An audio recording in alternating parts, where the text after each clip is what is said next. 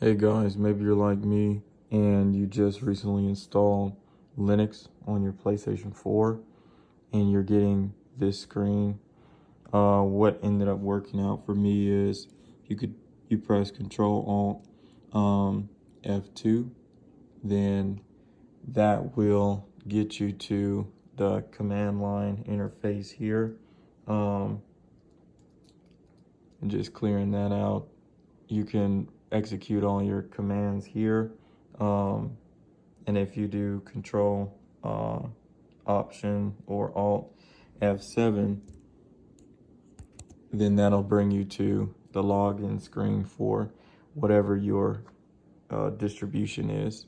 So after arriving at this point, you might not have the repository database files from pacman, because the PS4 exploit host server and your pacman config, that link is invalid. So basically what you want to do is you want to come here, go back to F2, and then you want to type in sudo nano /etc/pacman config. And then at the bottom of this file, what you'll find is the exploit. The previous server was here. I tried to use a new server, but obviously there's no database file, so that didn't make sense. So what you do is you just comment this out, right?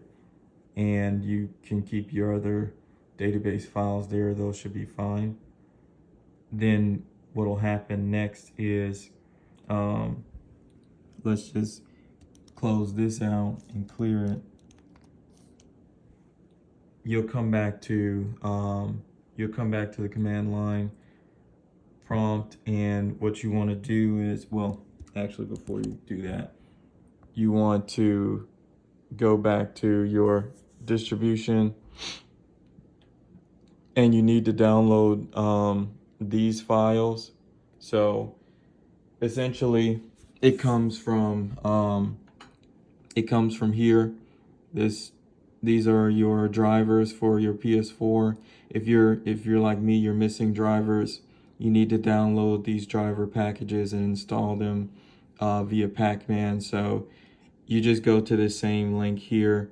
If this link is not available, then you can just search for these packages individually and make sure you go ahead and download them to whatever folder you need on your Linux distribution. And then once you've completed that, you're going to go back to the command line prompt and just install them. One of the easy things to do, which is not recommended, but what you could do is just create a loop to just go through those files. I mean, you manually downloaded them, so you know the packages that you want to install, but this is the loop that I created for each file in this folder.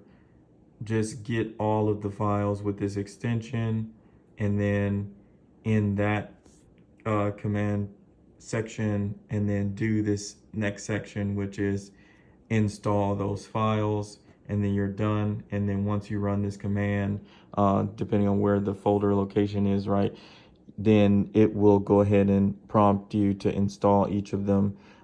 It's not recommended. It's recommended that you do each one individually, right, because you take control over your security and you know what you need to install. But essentially after that's done, then you should have the proper drivers, and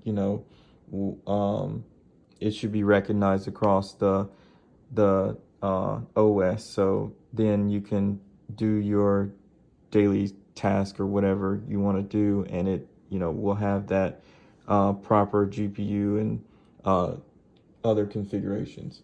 Hope that helps.